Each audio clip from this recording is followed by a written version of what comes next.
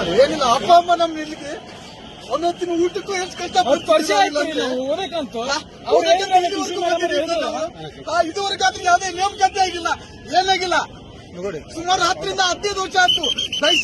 ಶಿಕ್ಷಕರ ನೇಮಕಾತಿ ಆಗಿಲ್ಲ, ದೈಹಿಕ ಶಿಕ್ಷಣ ಶಿಕ್ಷಕರ ನೇಮಕಾತಿ ಆಗಿಲ್ಲ. 2.5-3 ವರ್ಷ ಆಯ್ತು. PCPS ಯಾರ್ದು ನೇಮಕಾತಿ ಆಗಿಲ್ಲ. KPS ಎಲ್ಲವೂ ಸುಮಾರು ಎಷ್ಟು ವೇಕೆನ್ಸಿಗಳು ಖಾಲಿ ಇದಾವು.